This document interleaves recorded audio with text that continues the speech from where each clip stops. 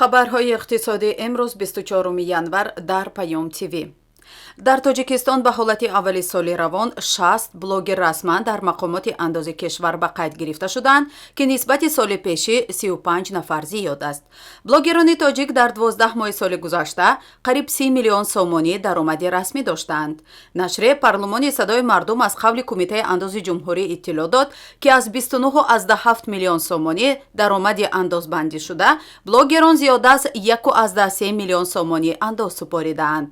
мақомоти андоз изҳори нигаронӣ кардааст, ки ҳанӯз на ҳамаи онҳое ки дар шабакаҳои иҷтимоӣ ба фаъолияти блогерӣ машғуланду аз ин ҳисоб даромад мегиранд, худро дар ин ниҳод ба қайд гирифтанд.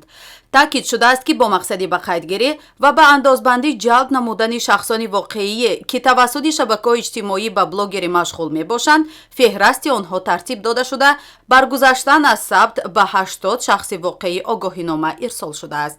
мақомоти андоз тавзеҳ доданд, ки блогерон ҳар 3 моҳа ҳаҷми даромадашонро ба кумита пешниҳод мекунанд ва дар умум 7% андоз месупоранд.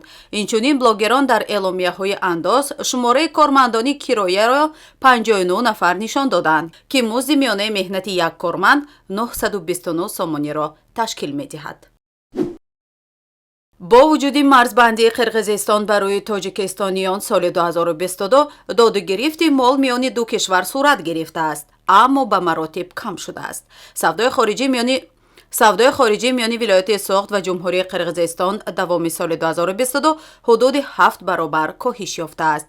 ба иттилои сардори сарёсати агентии омор дар Соғд Ҳокимбек Накҳатзода, ҳаҷми гардиши савдо миёни вилояти Соғди Тоҷикистон ва ҷумҳурии Қирғизистон соли гузашта 3,6 миллион долларро ташкил додааст. бар пояи маълумотҳои оморӣ давоми соли 2021 ҳаҷми гардиши мол дар ин масир беш аз 25 миллион доллар рақам зада мешуд. сардори идораи омор тавзеҳ дод, ки соли гузашта ҳиссаи маҳсулоти воридотӣ ба 2,4 миллион доллар ва саҳми содирот 1,2 миллион доллар ҳисоб шудааст. тибқи омори гумрукӣ, агар соли 2021 аз Қирғизистон ба Суғд 72 нав мол ворид шуда бошад, ин нишондиҳанда дар соли 2022 ба 6 намуд расидааст. молу маҳсулоти содиротӣ ҳам аз 36 номгӯи соли 2021 ба 5 намуд дар соли 2022 коҳиш ёфтааст. дар 12 моҳи соли гузашта аз 10 намуди даромадҳои андозии банақша гирифта шуда, дар Хуҷанд даромадҳо аз як манбаи воридоти буҷет таъмин нагардид. даромади умумии буҷети шаҳри Хуҷанд дар соли сипаришуда ба маблағи беш аз 574 миллион сомонӣ таъмин гардид.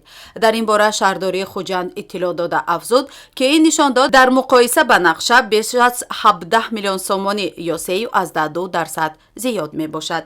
воридоти даромадҳои андозӣ ва ғайри андозии буҷети умумӣ нисбат ба ҳамин давраи соли гузашта маблағи 52 миллион сомонӣ зиёд мебошад, ки ин 110%-ро ташкил медиҳад.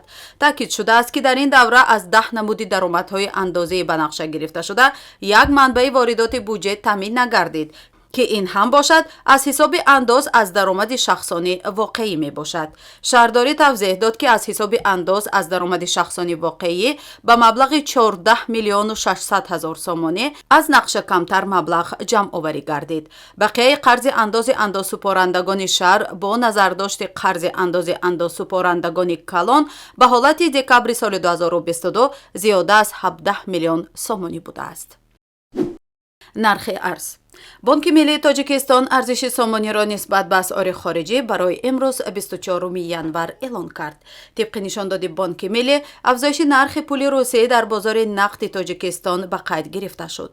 нархи 100 рубл дар бозори арзи Тоҷикистон 14 сомониву 85 дирам муқаррар шудааст.